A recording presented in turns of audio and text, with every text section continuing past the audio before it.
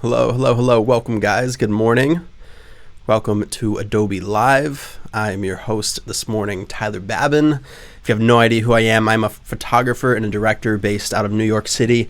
I am also a 2019 Adobe Creative Resident. If you don't know what the Adobe Creative Residency is, it's a pretty awesome program started by Adobe about 5 years ago, in which they take a handful of super talented artists that are up and coming and give them a full year to pursue their creative passion.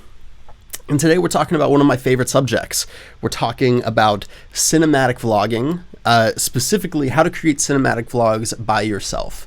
So a lot of the things I'm going to talk about today are not only how to edit for a cinematic vlog using Premiere Pro, but we're going to talk a lot about the pre-production, what sort of goes into planning a vlog, what camera gear am I using, how do I shoot all of these shots by myself, then how do I get it all into the computer and tell a good story. So let me know where you guys are watching from, what time it is there. I'm here in New York City, early afternoon, and I'm excited to sit down and kind of jam with you guys for a little bit. I see Rosemarie in here from Florida. That's amazing. I'm actually from Tallahassee. I was born and raised there, and then I'm heading back down to Destin next week for the holidays. See some family. Very excited about it. Awesome. Great. So I'm pumped for you guys to be here. This is part 2. So if you guys were here last week, whenever we kicked off this whole cinematic vlogging concept, I talked about a route that I take a lot, which is working with brands to create sort of behind the scenes cinematic style vlogs, which is awesome. I love that. It's sort of, it's a very easy way to make a good income and give kind of a behind the scenes look at things. So I would highly recommend you guys go back and check out last week's. Today, we're going to be talking about creating personal vlogs. We're actually going to go through the most recent video I uploaded to my YouTube, which was a couple weeks ago. I was in Los Angeles for Adobe Max.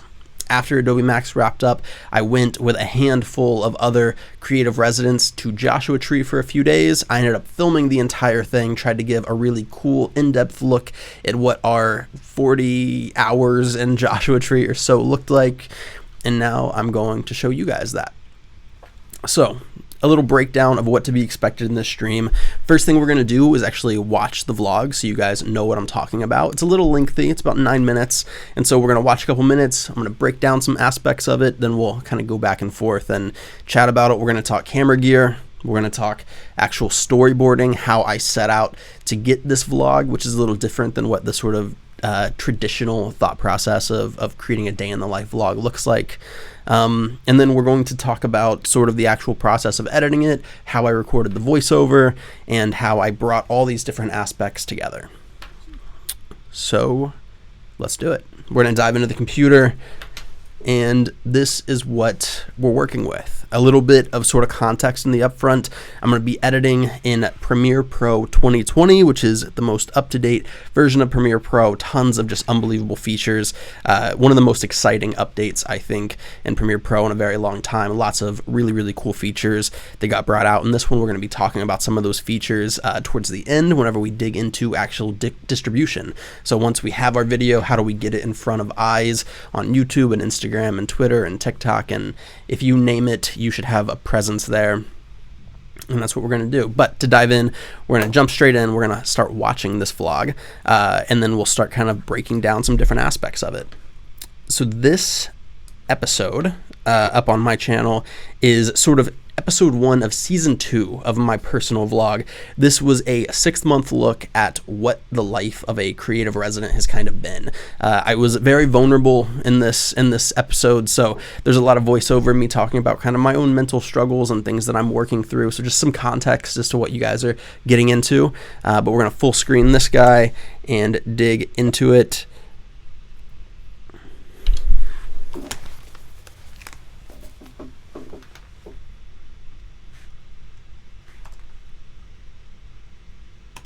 Okay, I got this stuff. I'll put it like this. That's what I'm ending the vlog on this shot. That's true. Totally fair. I keep watching cable, 'cause I keep watching cable, and I'm not gonna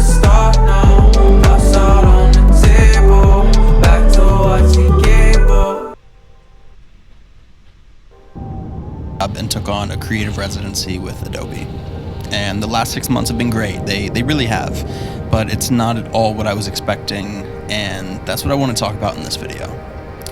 Also, welcome to Season 2 of the vlog.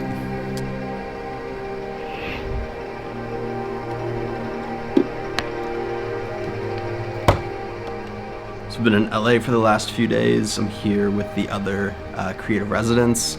We're here for a big Adobe conference, Adobe Max, which is a big part of the residency. And now we're heading out today. We're all going to Joshua Tree, which I'm really excited about because my all-time favorite episode of Entourage is whenever they all go out to Joshua Tree to find themselves. And so I feel like it's only fitting for me to kind of make this video explaining kind of the highs and lows and what I've just been up to for the last 6 months.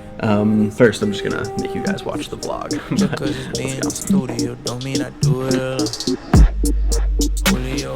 just feel like my life is packing. Just one constant state of packing. They hit me up for a deal like it's something I do on the phone. Just cause it's me in the studio, don't mean I do it alone. All right, so just a little context as to what's going on. Again, like I said, we're in Los Angeles. We were going to make a road trip out to Joshua Tree, and so there's a bunch of stuff that's happening in the first couple minutes of this vlog to kind of set the stage for what you're getting into. I want to talk about that. So the opening, sort of funny. We were playing with water, but water pong shot.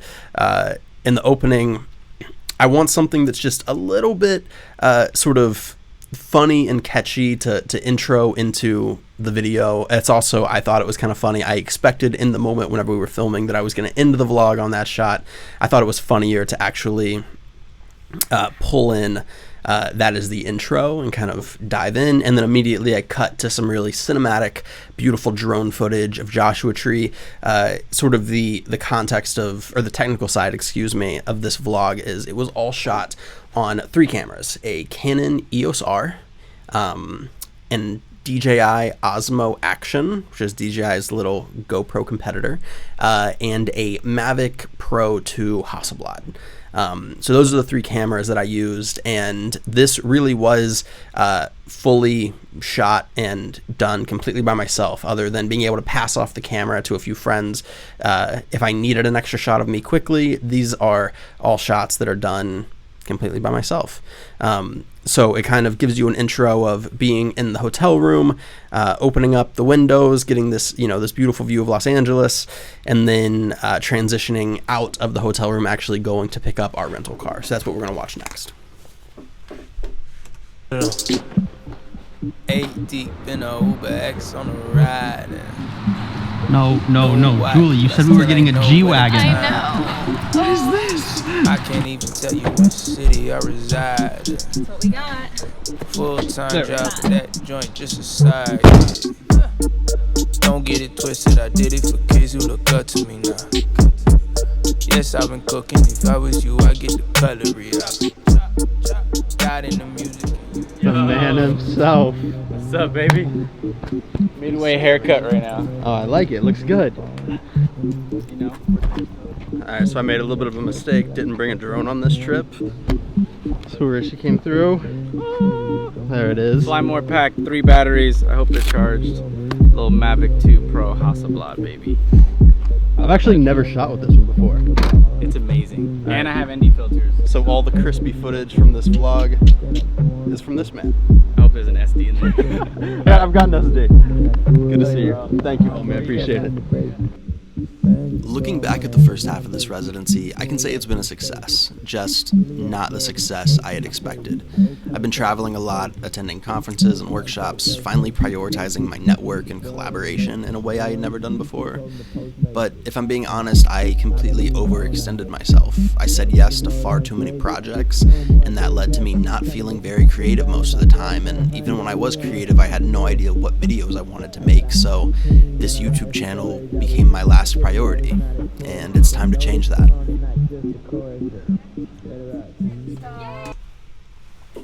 All right, so that's kind of the second chapter of the vlog.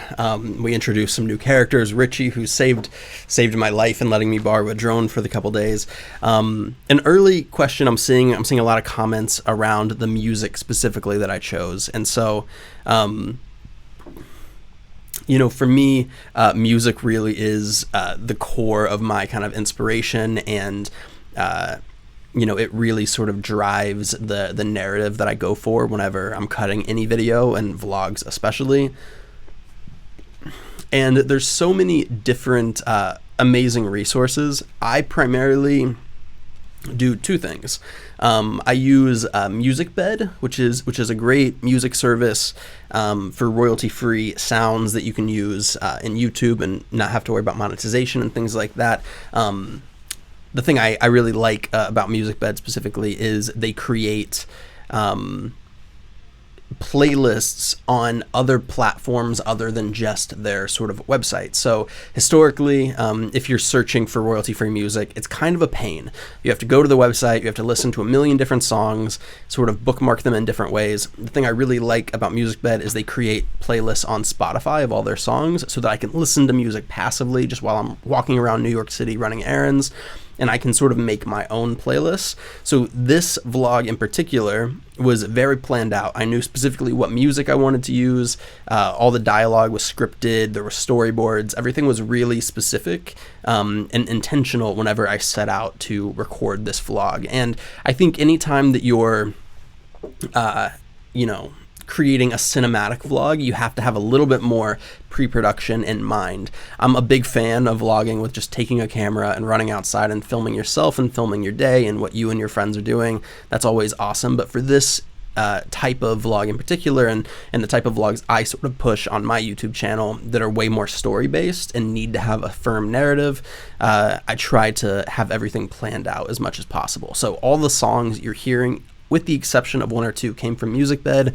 Those other two, that are the exception, are a SoundCloud producer that I have a relationship with, who have used a bunch of their songs throughout different projects, and that I really like a lot.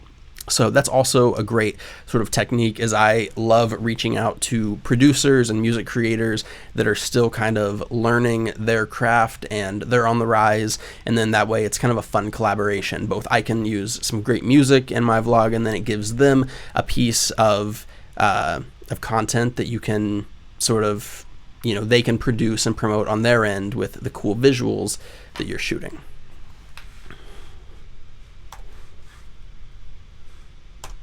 Oh, look, we have a dry fountain because it's the desert. Touch the white. Okay, cool. Wow, this is so fancy. No, we're not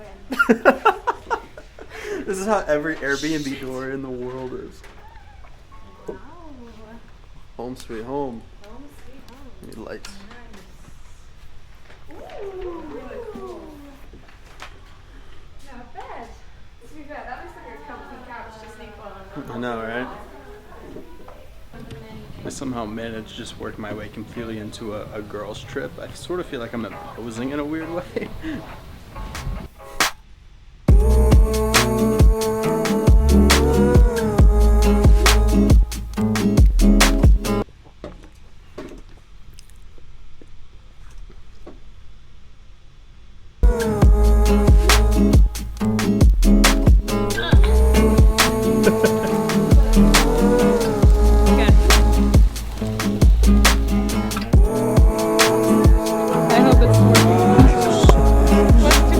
No, it's perfect. It's perfect.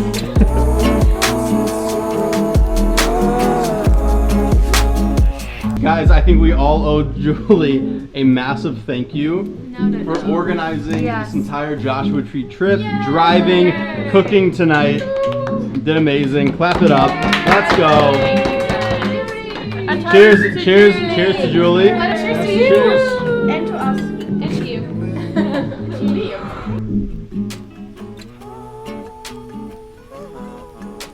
I've always been really hard on myself. I know I probably shouldn't, but I am, and I'm sure it's the way most of the creatives watching this video right now are too.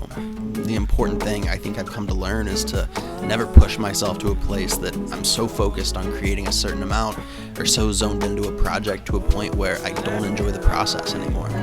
That would feel like a real failure on my part. I want to make things that I care about, and for now at least, disregard what the outside world thinks I should be doing or spending my time on.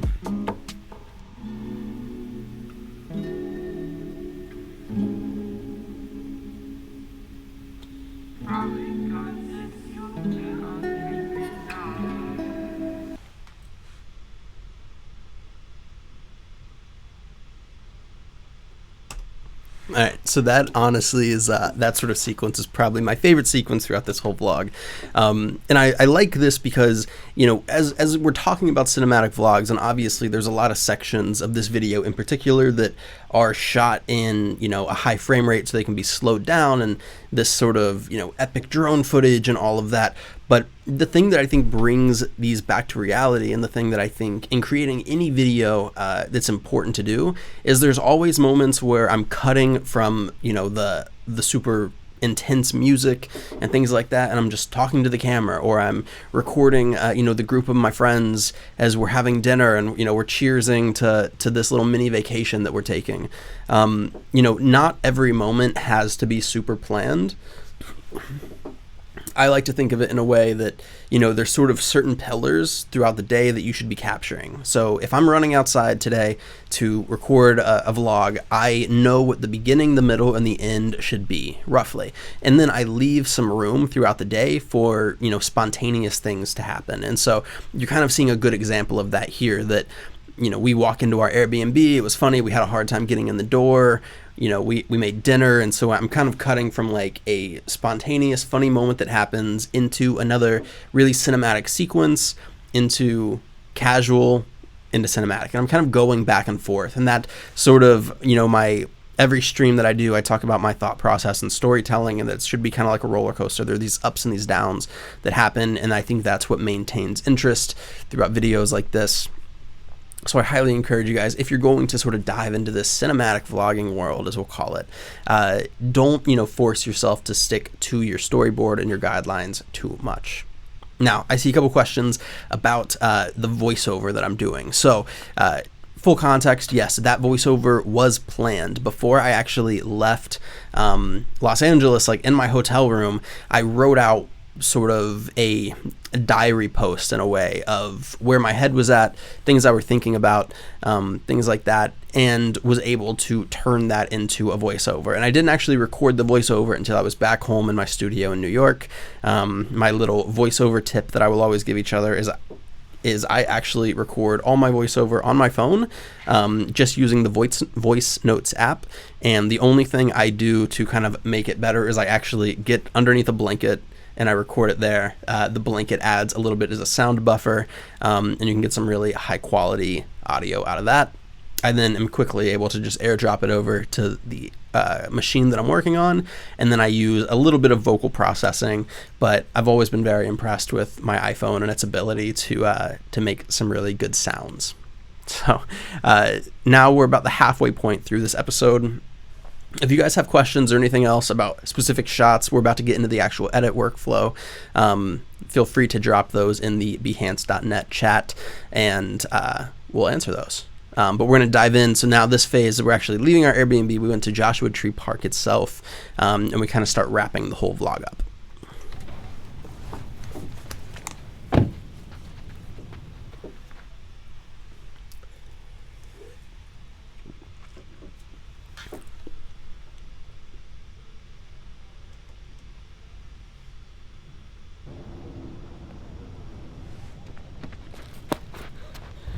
I really wanted the shot of us leaving in the car. Drove really far away. All right, we're going to Joshua Tree.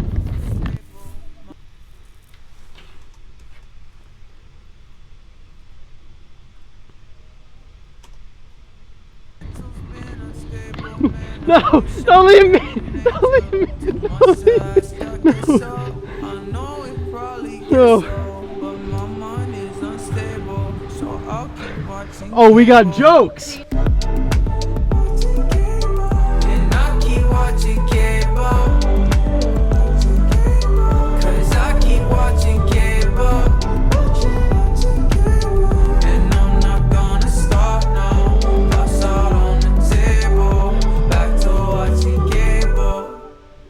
We're at Joshua Tree. We have the whole crew. There's Sin, Aiko, Amelie's up on the rock, Patricia's over there, where Julie, way out in the distance. It's pretty amazing.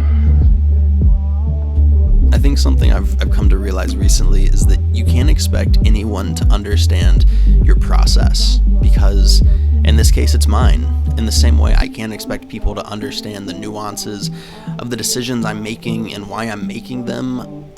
You can't expect that either.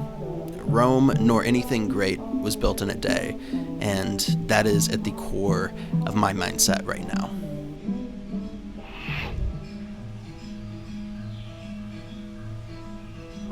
We only spent about 24 hours in Joshua Tree altogether, but it was one of my favorite trips I've been on in a long time. It kind of helped me refocus and find myself creatively, as cheesy as that sounds. And even as I'm recording this, I'm back home in my apartment in New York, but the feeling stuck, and I feel the most refreshed I've felt in 6 months. I can tell things are going to be different for this new season, and I hope you guys follow along.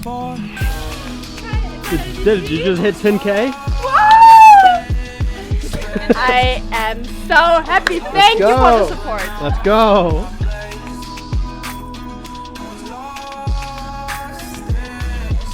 You gotta commit.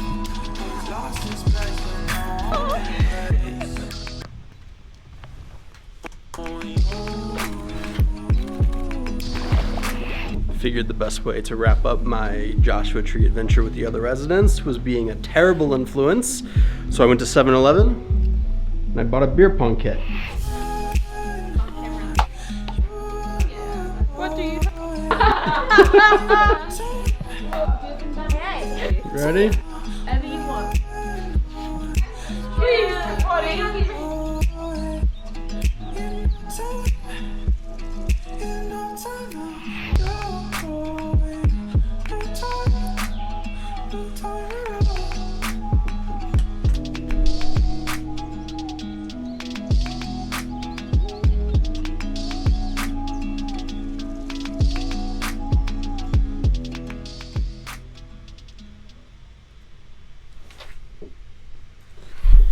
And there we have it. That is my start to finish cinematic vlog of Joshua Tree. And we're going to zoom back out. We're going to take a look at the timeline, and we can start talking about some specifics that went into actually creating this. First, I see a few different questions I wanted to hit really fast. For starters, yes. So in terms of MusicBed, you can follow like the MusicBed account on Spotify. And that for me is like a huge unlock, because it's just I'm passively always listening to MusicBed's playlists. I'm able to create different playlists on my personal Spotify with those songs, so that I know quickly where to go find stuff, and I'm not spending hours searching whenever I'm sitting down to actually do the edit itself. I saw a question about the sort of nighttime shots in our Airbnb and how those were shot. So let me pull those up just so everyone knows what we're talking about.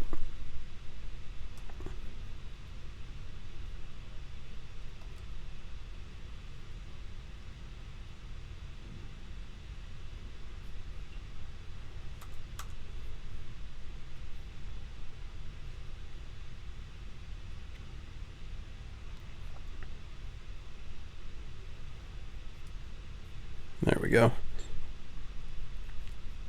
So this sequence right here.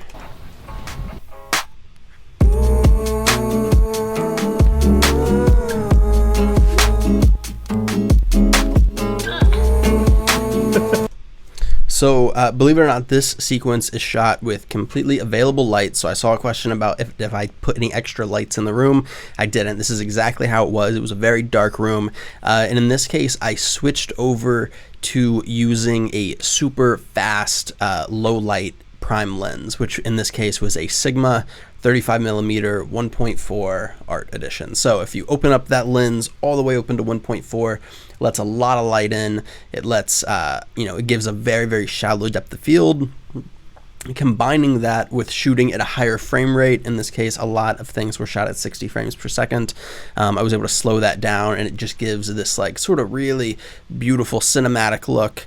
And also the camera was an EOS R. So like I said, the 3 cameras used throughout this day were an EOS R, an Osmo Action, and a Mavic Pro Hasselblad. Those were the 3 cameras used to create everything across the board. Jesse also asking about sort of how I, in this case, I airdrop the recordings off my iPhone onto my iMac or my MacBook Pro.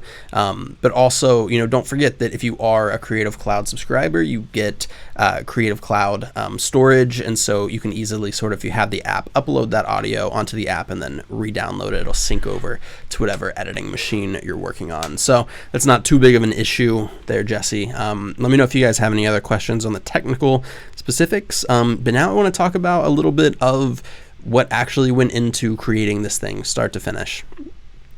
Like I mentioned, I knew going into this video exactly what I wanted to create. And so even though I left these pockets of space where spontaneous things could happen, this vlog was actually very, very planned out. And so I had a shot list, I had a script, I had specific things I wanted to tackle, and I think that's kind of a great starting point.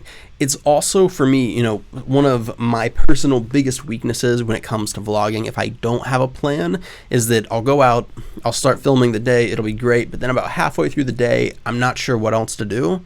I kind of don't have anything planned out past lunchtime, and then it's easy for me to just put the camera down and not really worry about finishing up that vlog. And so I can't even tell you guys how many vlogs have sort of died in the middle of their production cycle, and the camera gets put down and then I don't end up working on them anymore. So always have a plan, at least a start and middle and end of what you want to accomplish throughout that day. I think having a shot list, and again, don't force yourself to over plan, because I think if you over plan too much, you forget those spontaneous things, and you forget to let natural things happen. And I think in this vlog in particular, a lot of the spontaneous things where I went to go grab the camera and all my friends in the car took off without me. Those things are great, and it's sort of leaving those options are awesome, and I never would have thought that would be something that happened.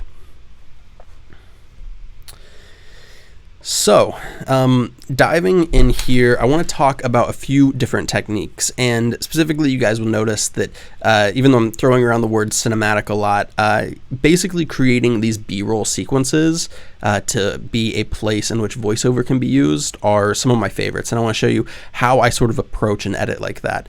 I guess specifically since we were talking about the nighttime sequence, I think that's a great place to start. So what I'm going to do is select kind of all these clips. I'm going to copy them, and then just to get some free space, we'll paste them over here. I'm going to eliminate all of these titles and color grading, so now you can get a better idea of what this footage actually looked like coming out of camera. And I want to talk about editing to the beat, which is sort of a very easy, simple way to constantly, make your footage, I don't want to say more interesting to watch, but it gives it a tempo to work off of. And so if we pull our song over here, I'm going to show you guys what my sort of starting point with that is, and that I listen to the song and I add markers, determining what point I want things to transition. And so I'm going to listen to this, and I'm just going to click the letter M every time I want the shot to change.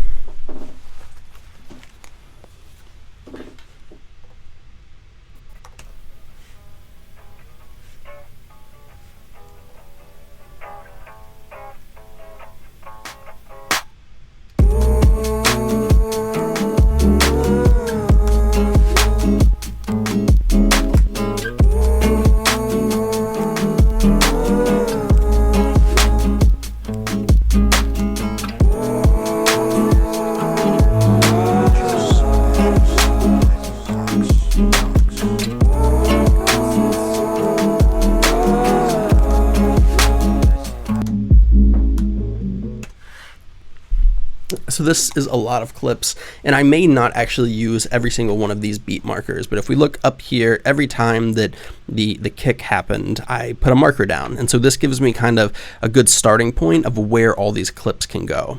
So if we go back, and what I'm going to do is select all these clips that I actually used in the edit. I'm going to click on the letter F, which brings them up in our source monitor, which is right up here. And this is essentially just a preview of the raw clip itself.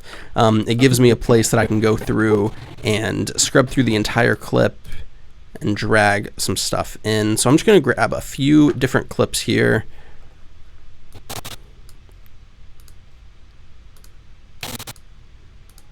We'll bring these into the edit.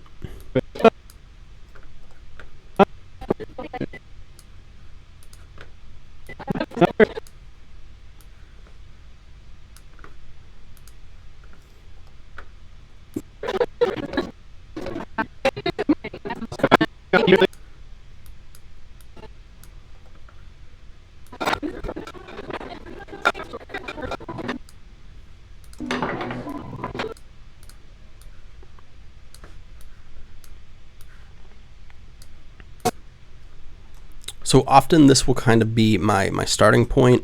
I'm going to zoom in, and what I can sort of quickly start doing is just assembling these clips. They will automatically snap over to where my marker is, since I have my snapping icon right over here selected.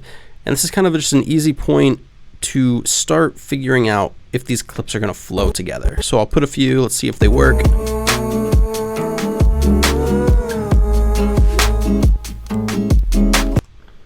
Not bad. I'm going to change up a few things in my pacing here.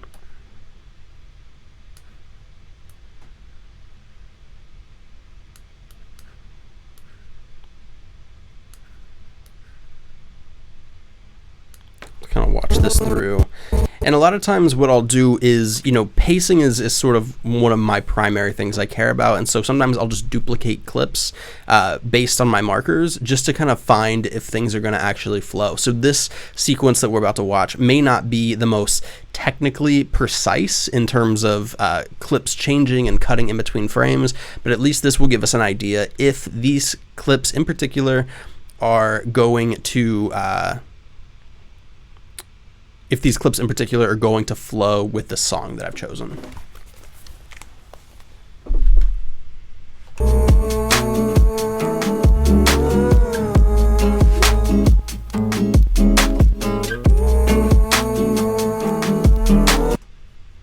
It's kind of a nice hit.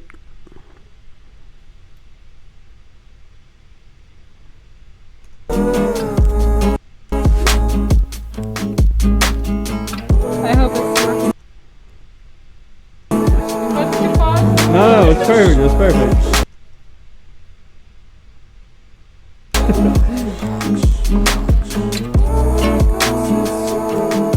Guys, I think we all owe Julie.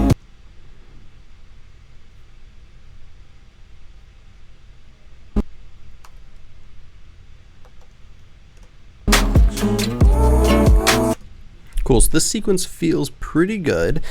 You'll notice there are another quick little audio transition that we have happening here. You'll see there's an audio split, and then if you guys were with me last week, you'll notice that I really love adding an underwater filter. So if we go over to our effects tab, and this is actually a plugin that you have to buy via third party, but Matty Hapoya has a really awesome audio pack preset that has all kinds of different effects. So right now we have an underwater effect, but we could add a telephone or a monster effect or helium, or all kinds of ways to distort audio. Personally, I love the underwater effect because it allows me to keep the same pitch of the song going throughout the background, but you can still clearly hear voiceover.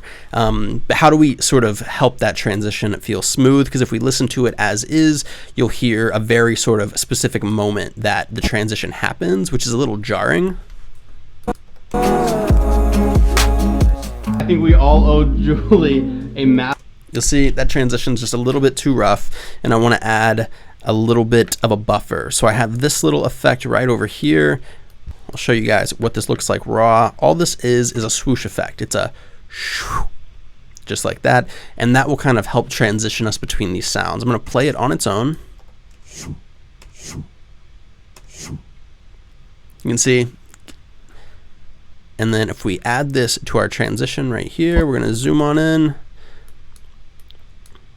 And you'll see if we go into our audio gain, I've actually, this is a really quiet. We have negative 18 decibels. So it's nothing, that's going to shake the room. It's not going to, annoy the viewer or anything, but it is going to help this transition be a little bit smoother. So if we play this all the way through,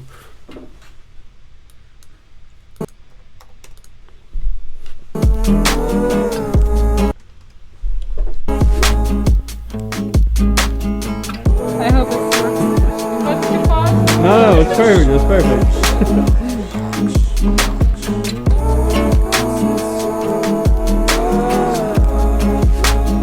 I think we all owe Julie.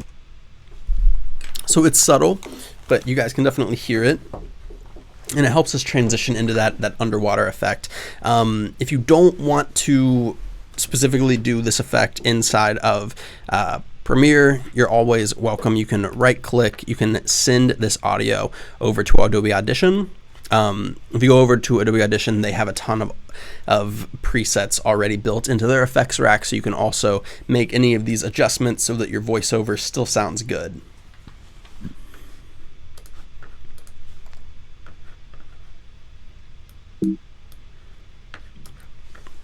So there's sort of a section on editing to the beat. Now, if we rewatched this vlog, which there's going to be a link in the description to my YouTube channel, if you guys want to dissect this a little bit more or go back and rewatch from the beginning, you'll notice that this is a technique I use throughout the entire edit. Normally, you would see up here that there would be hundreds and hundreds of markers throughout my edits because I'm always cutting to the beat. Every sequence is cut to the beat.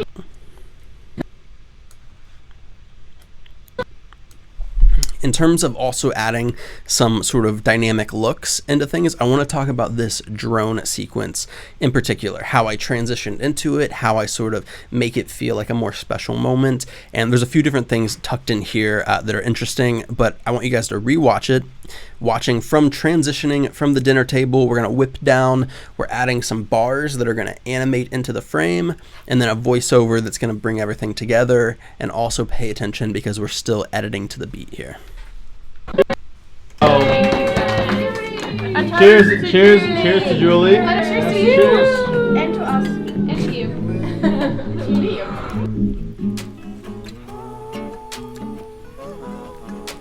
I've always been really hard on myself. I know I probably shouldn't, but I am, and I'm sure it's the way most of the creatives watching this video right now are too. The important thing I think I've come to learn is to never push myself to a place that I'm so focused on creating a certain amount or so zoned into a project to a point where I don't enjoy the process anymore. That would feel like a real failure on my part. I want to make things that I care about, and for now at least, disregard what the outside world thinks I should be doing or spending my time on.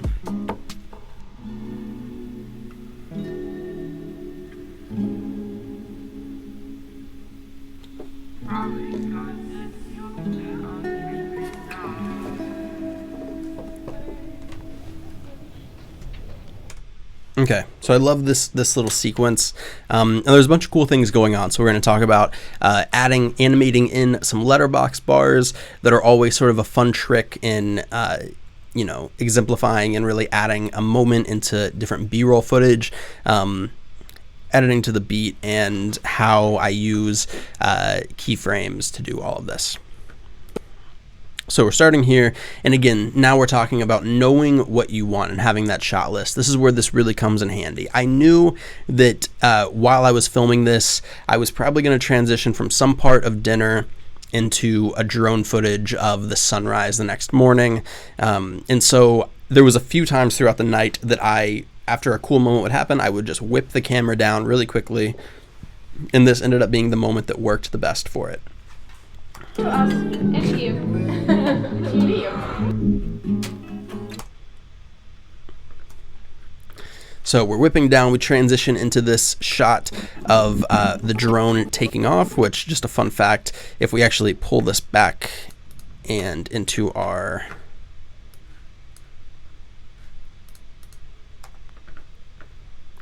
If we open up our source clip, this was actually a shot of the drone landing. I never filmed a shot of the drone taking off. So all we did was right-clicked, went into our speed and duration, and we just reversed the speed of this clip so it played backwards, and this gave a good look of the drone taking off that I really liked. On top of that, we added in these crop bars. These letterbox bars come down, and they help make that transition feel a little bit more seamless. Let's talk about what this effect actually is. If we open it up into our source layer, you'll see it's actually just a plain adjustment layer, and I have one very specific effect on this, which is a crop right here. So if I turn this off and on, you'll see boom, boom, boom. These letterboxes come in. And how does this work? So we have a couple keyframes locked in here on the top and bottom. We're going to take the keyframes off, and I'm going to show you guys how I would sort of attack this normally. If we set everything back to 0, this is where we're at. I know that I want some off the top, so we can make our crop adjustment here. 11, that looks good. I'm going to match it here at the bottom. So this is how I want the effect to finish, but that being said, I want these to animate in. So I know that right about here is where I want the effect to fully be done, where those bars are going to finish landing. So I will go over to our keyframes, and I'm going to set a keyframe on the top and bottom, and then we're going to go forwards in time a little bit. We're going to slide up to the front of the adjustment layer, and we're going to set these back to 0. You'll see if you watch the bottom one, as I move the percentage back, it changes, and now we have 2 keyframes, a start and end point. We're going to change the interpolation of these. We're going to do an ease out. We're going to ease these guys in. And now if you watch this timeline right here, you'll see those bars animate in, and it gives us a cool effect. We also did the same thing whenever we animated out. So I let the whole sequence play. Over here, as we're transitioning out, I want these to leave. So we'll go back to our adjustment layer. We'll set another keyframe for the start and end point. We'll go back in time a little bit, set these back to 0, and now we're going to have a smooth animation that takes these letterboxes out.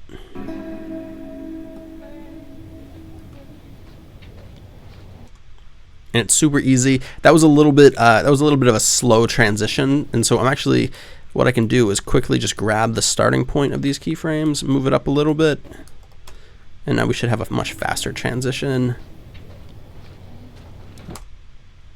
Amazing. So I saw a comment in why not a fading transition, and this is all personal preference. I personally am not a fan of fading transitions unless I'm just fading to black, but we definitely could have done that, and so in this case that's what it would look like if we did so. We can go over to the front of this transition, and if we wanted to, we could add a transition right here.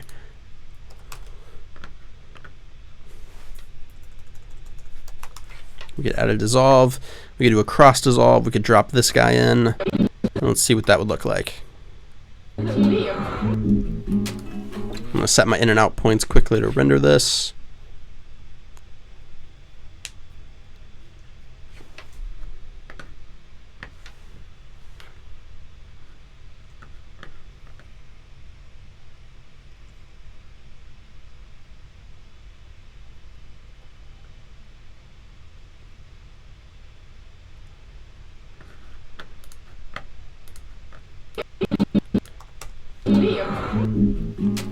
And so that's not a bad transition. I totally see why someone would use that. But for me personally, I'm always thinking of how I can create a transition in camera to make things a little bit smoother. It's just a personal preference, but there's the great thing about filmmaking and creating cinematic vlogs is there's by no means a right or wrong answer. It's all up to you creatively what makes you the happiest. Cool. So I wanted to quickly talk about implementing stock footage into a vlog like this, because ultimately there were a few things that I wasn't able to capture on my own that I knew I wanted. And so, for instance, even though this is all of my drone footage here towards this section, we weren't actually staying in the park, and it is illegal to fly a drone inside of Joshua Tree Park, at least without getting the proper permits, which is a very lengthy process. And I knew that I wanted to have some drone footage of the actual park in here. And so you might have noticed we do have a shot of some drone footage. We pull this up into our source monitor. You guys can see what it looks like. So I knew I wanted this clip, and so I went over to Adobe Stock, and this is where I actually found it. And I'm a big proponent of Adobe Stock because it has one of my favorite features of any stock resource, and it's how I find all of my stock footage. So I knew that I was going to be at Joshua Tree. We searched it, tons of different options we have, but if we go up to our filter presets, can open up our panel, and there's this awesome feature, which is undiscovered content. And this is what I use every time I'm searching for anything stock related, because this means that it's either hasn't been downloaded at all, or it's only been downloaded a very small amount of times. So I know that it's very unlikely that there's going to be any other videos that will have this. Now, it doesn't mean that couldn't change. One of these clips could become very popular after I use it, but I know that at this current state, all of these clips are undiscovered. No one's really using them yet, and so I know that it's going to give a really diverse look to my footage. I also use this a ton for New York footage. It's also illegal to fly drones in New York, and so I constantly will use New York footage. And then again, going into this, I love that I have the ability, I can say, okay, I want most recent and I want undiscovered, and I can quickly find, all right, there's only a few clips will change, and then I've got tons of different options.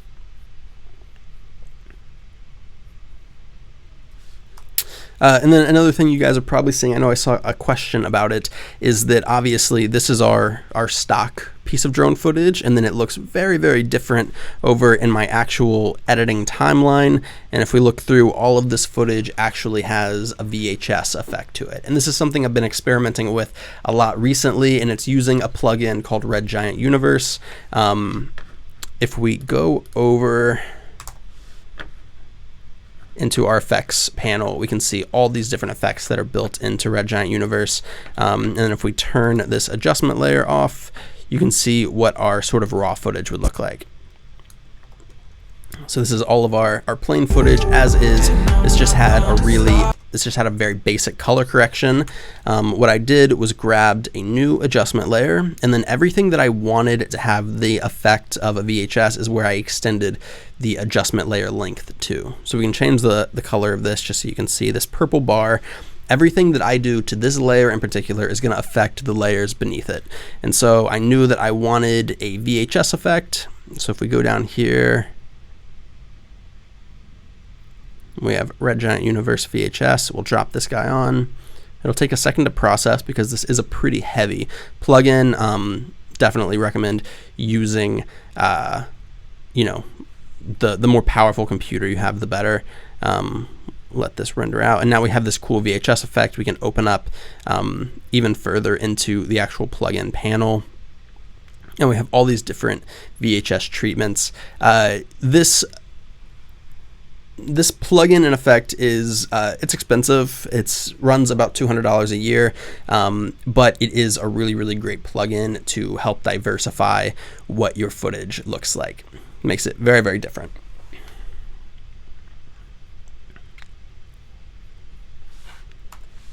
So now that we've sort of dug into how the sort of pre-production of this vlog worked, getting all the shots, we craft it together into this cinematic edit using music from MusicBed and different resources of music producers that we can reach out to. It's time to get this out into the world, and the best place to obviously get this out into the world is going to be all kinds of different social media platforms. The amazing thing about Premiere Pro 2020, and one piece of this program in particular that I'm obsessed with is a new feature called Auto Reframe. We talked about this briefly last week, but I want to show it to you again because I just think it's one of the most powerful things that's happened in Premiere for a very long time. We're going to clear our in and out points. We're going to set our out. So normally I would file export this guy as is. For YouTube settings, normally what I will do once our dialog opens up is I'm exporting at H.264, which is a really nice codec at a high bit rate.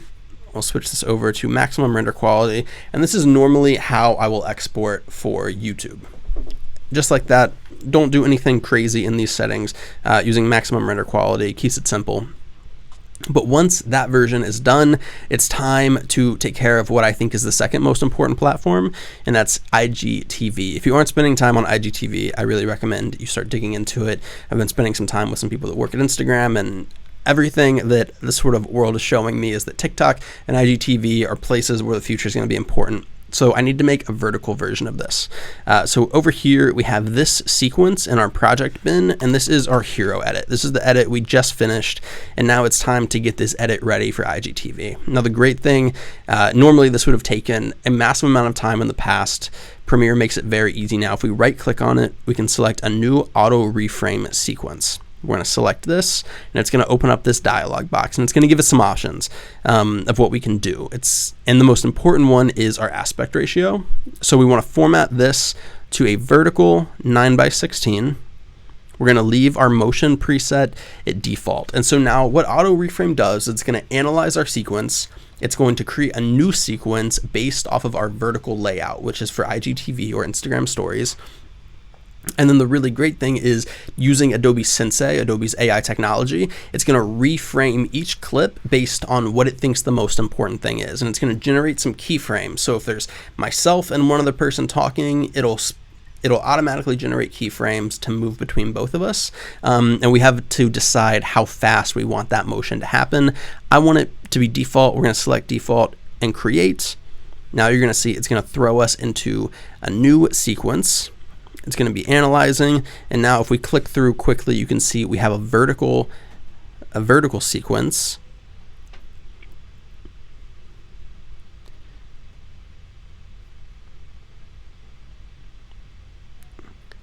And as we're clicking through, it's analyzing, and I have to jump off here in a minute, but just to give you guys an idea, it's going to take the whole thing, it's going to reframe it for us and create a new version. And once this finishes analyzing, I'm done. All I have to do is go back up, file, export at the exact same settings that I had exported for YouTube, and now I have an amazing pack of assets that I can go onto IGTV, onto YouTube, and using the auto reframe feature, I can create square versions, vertical versions for all the different platforms I want to be sharing things. So I hope you guys took a massive amount away from this. If you guys have any other questions on YouTube or Instagram or vlogging or whatever it may be, feel free to shoot me an email, reach out to me on Instagram. I'm going to throw up my Instagram handle right here as we're closing out. And if you guys have any other questions or concerns, I'm super open to hearing them, and I want to watch your guys' vlogs. So if you guys create vlogs using any of these techniques, please email them over to me, send them to me on DM, whatever works for you, because I want to be able to watch them and give my feedback and all of those things. But that's it for me. I've had a great hour with you guys. I hope you have an amazing weekend, an amazing rest of your Friday, and I will catch you next time. Peace.